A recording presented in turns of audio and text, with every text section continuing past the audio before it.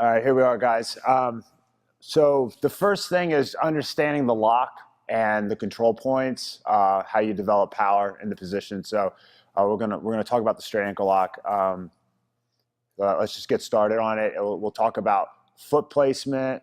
The grip is half of it, and then foot placement and how you generate power is the other half. That's what makes the straight ankle lock really devastating, and people not understanding how important these two aspects are, the grip and the power sources. That's what kind of makes it a hit or miss technique for some people. So it's definitely more of a hit technique than miss for me, and I think this is why. So let me share it with you guys. So a lot of ways you can get it from standing. I don't want to focus on that right now. I want to focus on the actual lock itself. What's going to happen is this is what most people do, and it's fine. You can tap people out like this. That's great, but it gets me away from some of the key points that I'm looking for. I'm going to take my hand and make a little bit of a fist and curl my wrist, all right? And I'm focusing on this bone here on my wrist, just the same bone wrestlers use to cross face. Billy Robinson used to call it the cutting bone here. And I'm going to just curl my wrist and scoop right at his Achilles tendon, just past the heel, and pull his toes right up into my armpit, okay? You see how my elbow's flared there? That opens up my arm, and it allows me to just shoot his ankle straight into my armpit, all right? Now, what I want to do is maintain a good squeeze here, kind of like when you do a guillotine, and you grab your wrist here, and your shoulders on the back of the neck, and you're pulling your wrist up and making that really tight. It's that same kind of idea. I don't want this hand down here by my hip. It's one of the problems I have with this lock, is it's down here by my hip. I want this fulcrum as high as possible. So when I scoop this, I put those toes in my armpit, and I have my wrist as close to my sternum as possible. Here, all right? Now, I can do this with one hand, or I can reinforce it, just like a guillotine, and get an even higher fulcrum. It depends on the timing of the move. I like to scoop it with one hand. Now, I'm gonna control his knee, put my foot behind his butt, and then scoop my heel up to his hip. It's really important that this heel is up, because if your toes are facing this way and he starts flopping because he's scared of something, this foot's gonna cross, and then you got that whole knee reaping problem. So I'm gonna have this heel up, my toes are faced in the proper direction, and I'm able to drive off this heel, and it's really powerful. I don't have to worry about reaping the knee. All right, another key point here, I want this leg to be bent. I don't want it to be straight.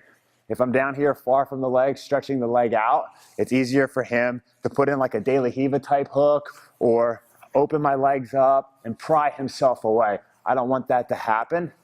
So I'm gonna be in here as close to him as possible, butt to butt, all right? My heel's up, my knees are pinched, okay? And I'm on my side. I need to lay on this side for, because of the rules in the IBJJF. I can't be doing the ankle lock with the leg on top. So here I am. Let's talk about what's going on here. I'm gonna be able to drive off of my heel, okay, to create a lot of power. I'm also gonna be driving off this shin. So I'm driving off of his body, and then I have my hips, which are gonna be extending, all right? We're talking about the power sources now. And then the final thing is gonna be me looking away and getting my back involved. Okay, those are all power sources. And there he taps from the power sources. Now we're gonna add in the grip, okay? Toes are in the armpit. My fulcrum is really high, it's not down here. And in a perfect world, I'll be able to scoop it and then reinforce it. I don't always have to do that. I can do it one-handed as well. I'll do it one-handed to start. Big detail here, don't fall to your side, okay? What you want to do is get a nice torque action by pulling your elbow to your spine and putting your weight on your shoulder. Right now, this is locked in really tight. All of my body weight is controlling the ankle. And as soon as I start to drive and put my hips in and look away, he's going to tap, see? So like he's already tapping. As soon as I go, he's tapping.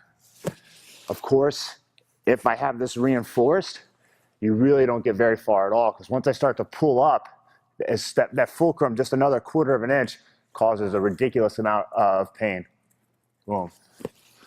All right, let's look at where we're at here now. Okay, so one of the big problems here, it's not really a problem, but it's gonna not put as much pressure on your opponent, is a lot of guys will just fall to their side here, and then they'll start to stretch. And you know, of course, I can still tap him here. It's gonna take a little more energy. I really want to torque his ankle by pulling my elbow to my spine. See, he taps just on that motion, guys. It's a huge difference between this and this. My shoulder goes to the ground. I slightly lift my hips, and then I activate my power sources behind a really good grip. There, he taps. It doesn't take much when this fulcrum's high, the toes are in your armpit, and then you close your elbow. Conversely, when the grip's not so good, that's when you have to use so much power, and then how much confidence are you gonna have when you're in the absolute division trying to do an ankle lock? You don't have a very good grip, and you're trying to force it, and you gotta go like 100%. You'll get away with it sometimes, but it won't be as effective if you don't focus on that grip, getting low in the ankle, toes in the armpit so he can't put the boot on, he can't defend it, and then getting all of your weight binding that foot up. Once that foot's binded up, it tends to be less flexible. And then look at how little I have to go. Boom, he taps. Okay, so just a little real-time basic straight ankle lock so you can kind of see the movement. I'm here, typical situation. He's on his back. Scoot this way a little, all right? My knee's up. I don't stay here very long, but maybe I'm looking to pass. He puts his foot on my hip. This is probably, you know, the most common situation I find myself attacking the straight ankle. I scoop it up, close my elbow. You see my hips are close to his. With one hand, here, my wrist is curled. I look away. There he is. He taps. Super easy. I'm doing it quickly, but you can see my foot's in the right place. My knees are pinched. My hips are close to him. And I'm closing that elbow. That closing the elbow, I lift my hips and look away. I'm activating my back, my hips, and my feet, all behind a really nice tight grip, causing the tap. He doesn't really have much of a choice.